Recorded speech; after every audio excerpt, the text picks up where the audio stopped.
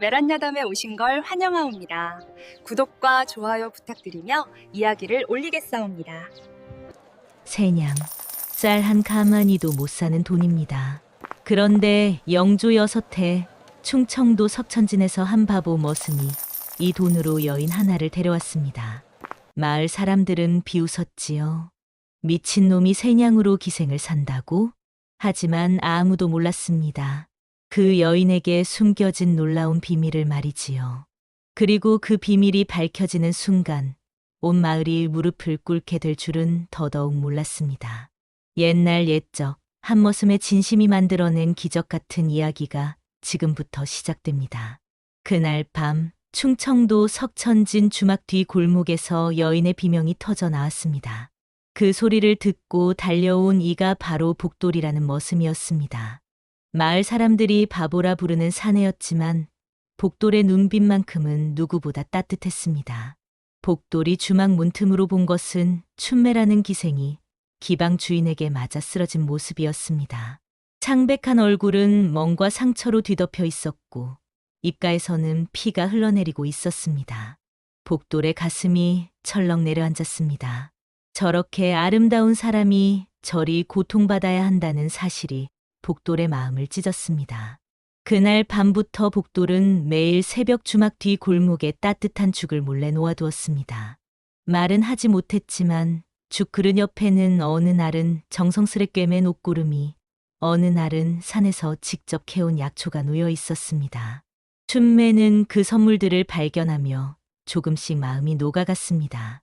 태어나서 처음으로 누군가 자신을 걱정해 준다는 사실에 가슴이 따뜻해졌습니다. 춘매는 그 선물을 두고 간 사람이 누구인지 궁금했습니다. 어느 날 새벽 춘매는 일찍 일어나 문틈으로 밖을 살폈습니다. 그리고 조심스레 죽 그릇을 놓고 가는 복돌의 뒷모습을 보았습니다. 마을 사람들이 바보라 부르던 그 머슴이었습니다. 춘매의 눈에서 뜨거운 눈물이 흘러내렸습니다. 며칠 뒤 춘매의 비명이 다시 밤하늘을 찢었습니다. 기방 주인이 술에 취해 춘매를 마구 때리고 있었습니다. 복돌은 더 이상 참을 수 없었습니다. 떨리는 손으로 품속에서 작은 보퉁이를 꺼냈습니다. 평생 모아둔 전 재산 세냥이 전부였습니다. 한 푼 한 푼 모으느라 끼니를 거르고 추운 겨울에도 헌 옷으로 버티며 모은 돈이었습니다. 복돌은 기방 문을 벌컥 열고 들어가 그 동전을 기방 주인 앞에 내밀었습니다. 손이 떨려 동전이 바닥에 딸그락 소리를 냈습니다.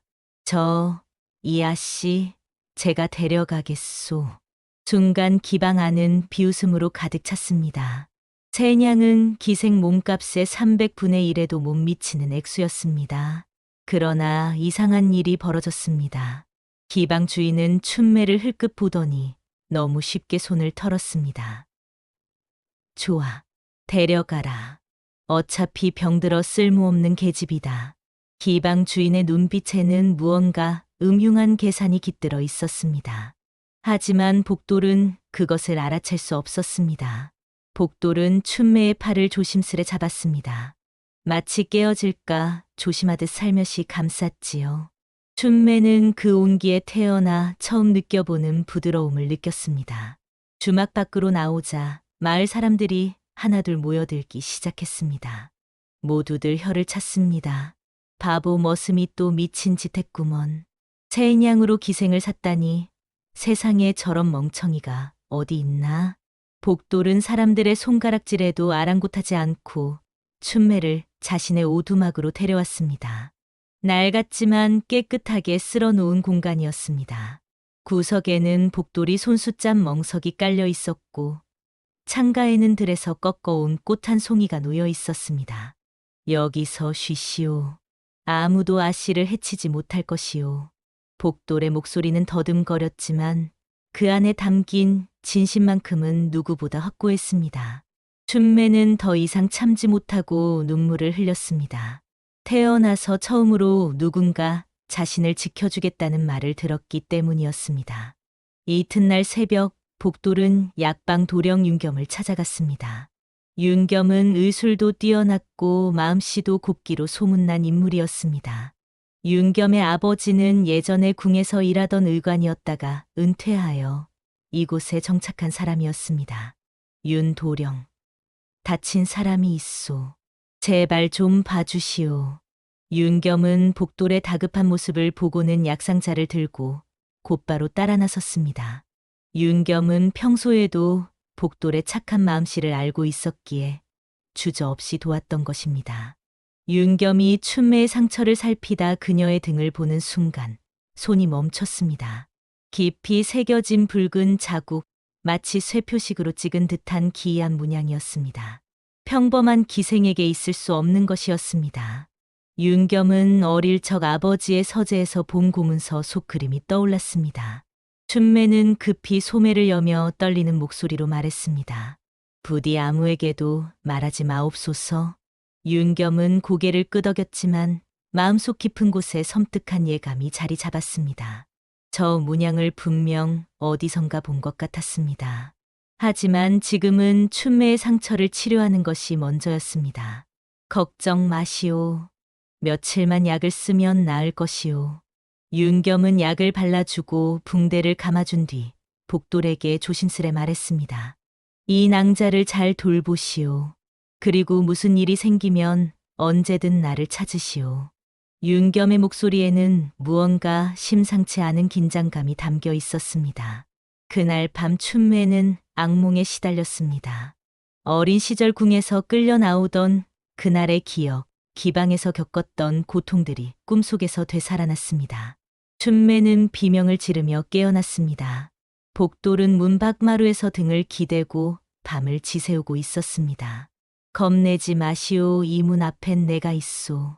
복돌의 그 한마디에 춘매는 오래 묶여있던 끈 하나가 풀리는 듯한 느낌을 받았습니다.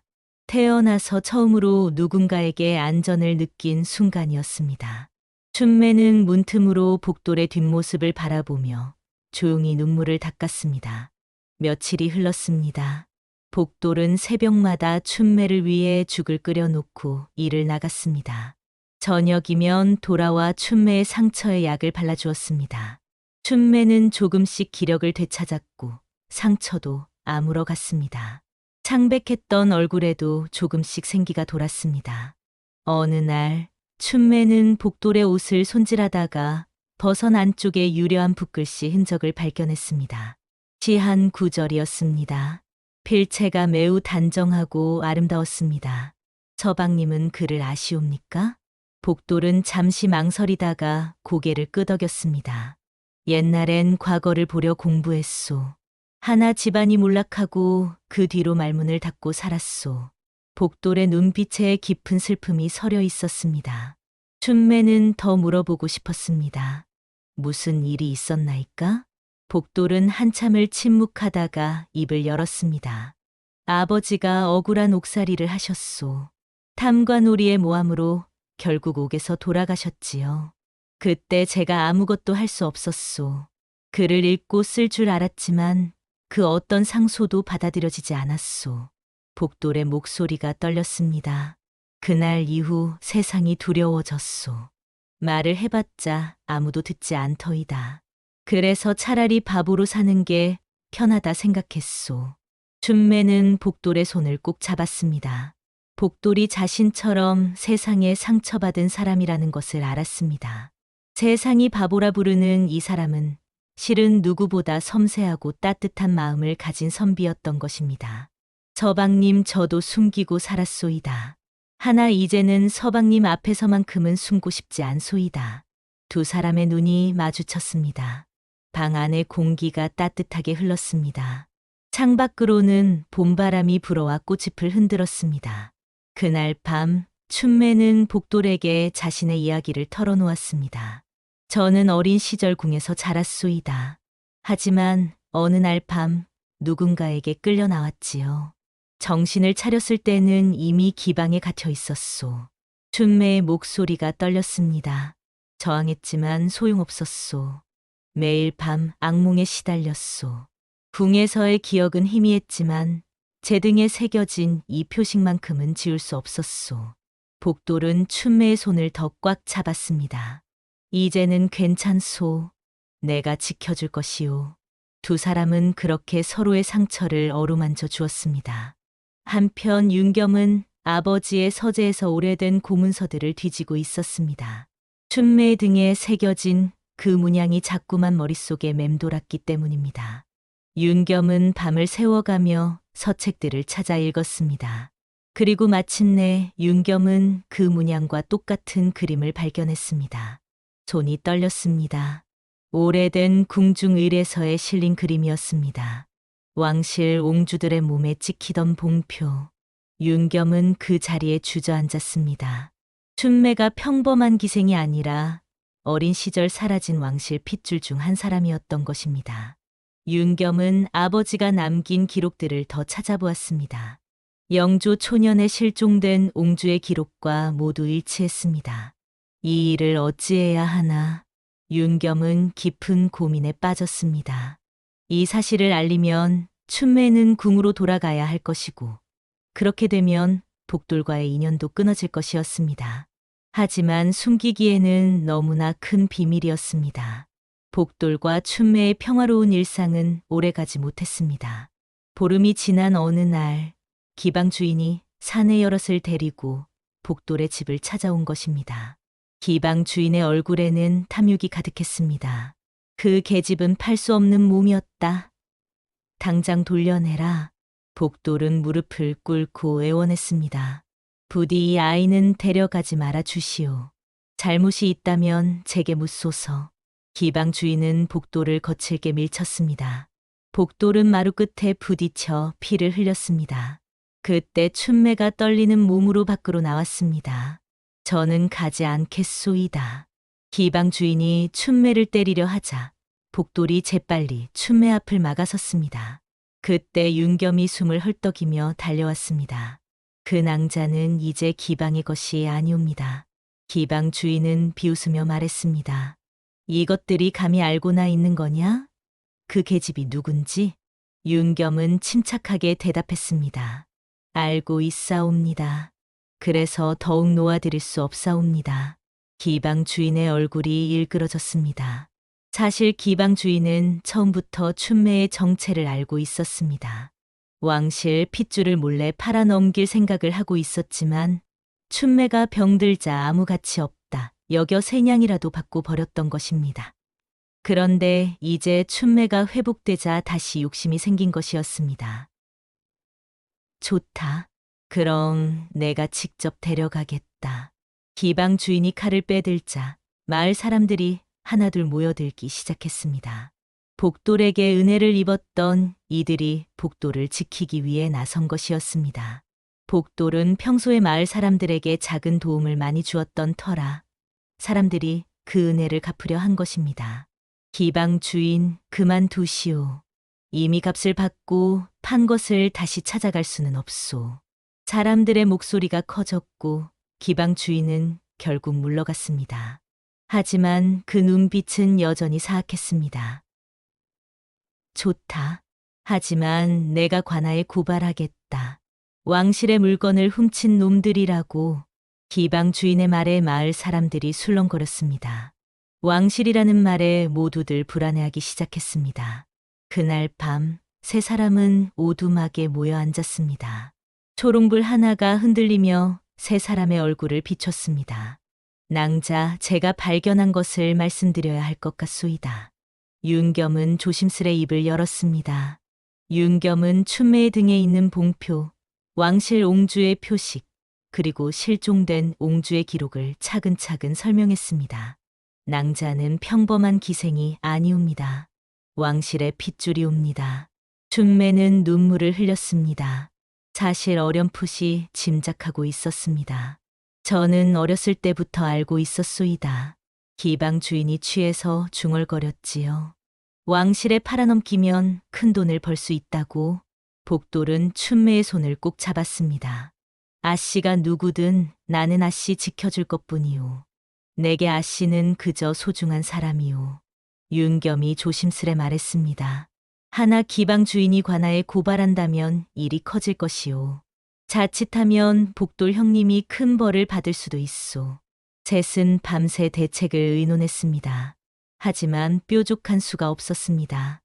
며칠 뒤 기방 주인은 더 많은 사내들을 끌고 왔습니다. 이번에는 뇌물을 먹인 부패한 관리까지 데려왔습니다. 관리의 옷에는 관직 표식이 달려 있었고 허리춤에는 칼이 차 있었습니다. 복돌이라는 머슴이 왕실의 물건을 훔쳤다. 당장 잡아들여라. 복돌은 사람들을 말리며 스스로 앞으로 나섰습니다. 제가 가겠소. 아무도 다치게 할 수 없소. 복돌 서방. 춘매가 비명을 지르며 복돌을 붙잡으려 했지만 사내들이 막았습니다. 복돌은 끌려가며 춘매를 바라보았습니다. 아씨 걱정 마시오. 제발 몸 조심하시오. 복돌의 목소리가 점점 멀어졌습니다.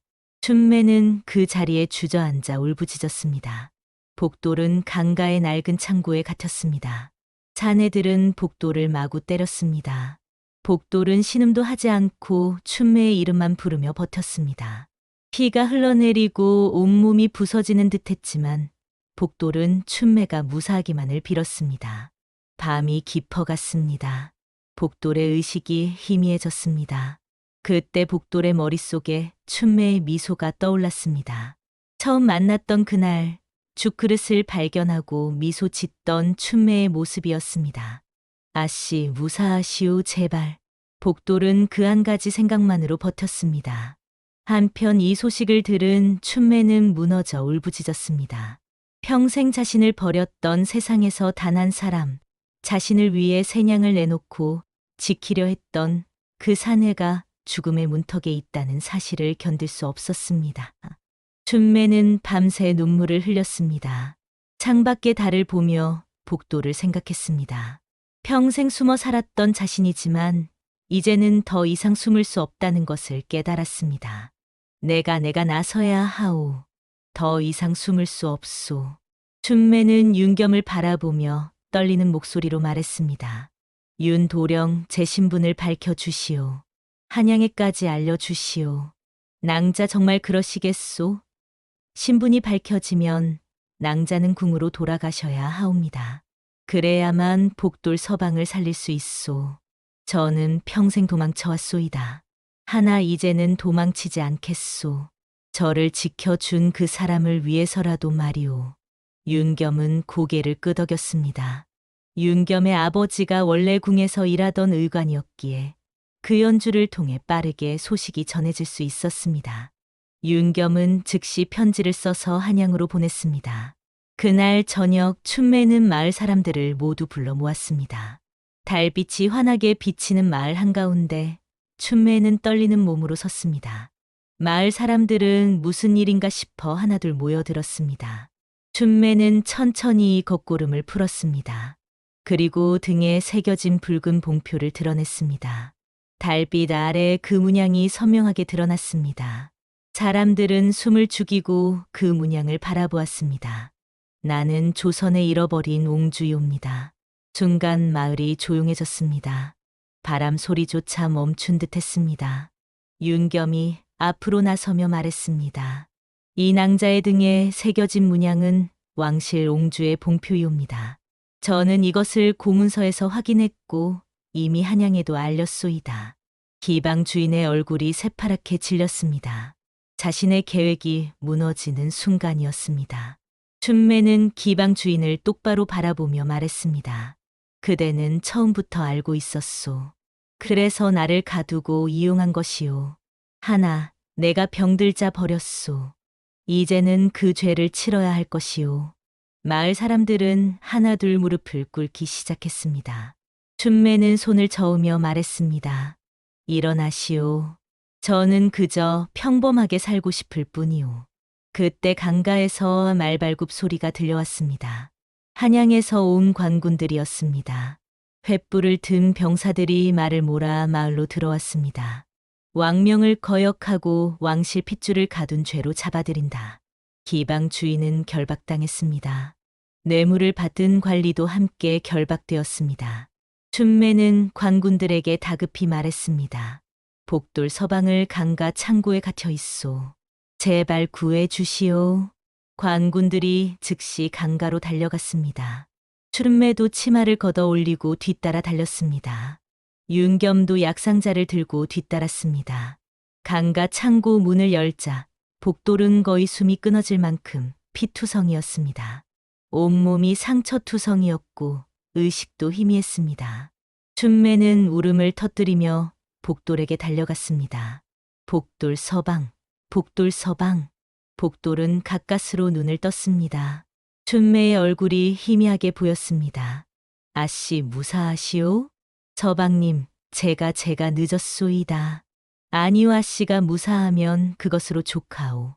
윤겸이 달려와 급히 약을 꺼내 복돌을 치료하기 시작했습니다. 아직 살 수 있소. 서두르면. 춘매는 복돌의 손을 꼭 잡고 울었습니다. 서방님 저를 두고 가면 안 돼요. 제발. 며칠 동안 복돌은 생사를 오갔습니다. 춘매는 단 한순간도 복돌 곁을 떠나지 않았습니다. 밤낮으로 간호하며 복돌의 이름을 불렀습니다. 죽을 떠먹이고 약을 바르고 밤새 손을 잡고 있었습니다. 서방님 눈을 떠 주시오. 저 이제 숨지 않겠소. 서방님 곁에 있겠소. 그러이. 제발. 춘매의 목소리는 애절했습니다. 그리고 사흘째 되는 날 기적이 일어났습니다. 복돌이 눈을 뜬 것입니다. 아씨, 서방님, 서방님. 춘매는 복돌을 껴안고 울었습니다. 복돌은 떨리는 손으로 춘매의 등을 토닥였습니다. 울지 마시오, 이제 괜찮소. 한양에서는 춘매의 신분이 공식적으로 확인되었습니다. 출생 기록과 봉표가 모두 일치했습니다. 잃어버린 옹주가 살아 돌아왔다는 소식에 궁은 떠들썩했습니다. 영조는 관리들을 보내 춘매를 궁으로 모시려 했습니다. 하지만 춘매는 정중히 거절했습니다. 저는 이곳에 남고 싶사옵니다. 저를 구해준 이와 함께 살고 싶사옵니다. 옹주마마, 왕실로 돌아가셔야 하옵니다. 춘매는 단호하게 말했습니다. 저는 평생 왕실의 핏줄이라는 이유로 고통받았소이다. 이제는 그저 한 사람으로 살고 싶소이다. 저를 사람으로 대해준 이와 함께 말이옵니다. 영조는 오랜 고민 끝에 춘매의 뜻을 받아들였습니다. 대신 왕실에서는 두 사람에게 땅과 집, 그리고 넉넉한 재물을 하사했습니다. 또한 복돌에게 벼슬을 내렸지만 복돌은 정중히 사양했습니다. 기방 주인은 왕실 핏줄을 가두고 학대한 죄로 유배형에 처해졌습니다. 뇌물을 받은 관리도 관직에서 쫓겨났습니다. 봄이 왔습니다. 복돌과 춘매는 왕실에서 하사받은 새 집으로 이사했습니다. 강가가 내려다 보이는 아름다운 곳이었고 마당에는 매화나무가 심어져 있었습니다. 복돌은 상처가 모두 아물었고 건강을 되찾았습니다. 어느 날 저녁 두 사람은 마루에 앉아 노을을 바라보았습니다. 하늘은 붉게 물들어 있었고 강물은 햇살을 받아 반짝였습니다. 복돌이 조용히 말했습니다. 내가 가진 게 세 냥뿐이라 미안하오. 춘매는 잔잔히 웃으며 복돌의 손을 감쌌습니다. 나를 살린 것은 돈이 아니라 그대의 마음이었소. 세 냥이 아니라 세상을 주었다 해도 그만한 값은 못했을 것이오. 복돌의 눈시울이 붉어졌습니다. 춘매는 복돌의 손을 자신의 뺨에 가져다 댔습니다. 서방님, 저는 이제 행복하옵니다. 평생 찾아 헤맸던 안식을 찾았소이다. 두 사람은 윤겸을 집으로 불러 함께 식사를 했습니다. 윤겸은 두 사람의 행복한 모습을 보며 흐뭇해했습니다. 형님, 이제 말문을 여시지 않으렵니까? 복돌은 잠시 생각하더니 고개를 끄덕였습니다. 그래야겠소. 이제는 숨지 않아도 될 것 같소. 마을 사람들도 두 사람을 축하해 주었습니다. 바보 머슴이라 부르던 이들도 이제는 복돌을 존경의 눈빛으로 바라보았습니다. 바람이 두 사람의 옷자락을 흔들었습니다. 강물은 잔잔히 흘렀고 매화꽃이 피 바람에 날렸습니다. 마을 사람들은 두 사람을 보며 말했습니다. 가장 낮은 자리에 있던 자가 가장 큰 용기를 지녔다고, 그리고 가장 진실한 마음이 가장 큰 기적을 만들어낸다고 말입니다. 진심은 신분을 넘고 세냥은 세상을 바꾸었습니다. 복돌과 춘매는 세상의 편견과 신분의 벽을 이겨내고 마침내 행복을 찾았습니다. 진실한 마음만 있다면 어떤 어려움도 이겨낼 수 있다는 것을 두 사람은 보여주었습니다. 세인양으로 시작된 기적은 이렇게 완성되었습니다. 이야기는 여기에서 마치겠습니다. 다음 영상을 빠르게 만나보시려면 좋아요와 구독을 눌러주세요. 그럼 더 재미있는 이야기로 다시 찾아뵙겠습니다. 모두 평안한 하루 보내시기 바랍니다.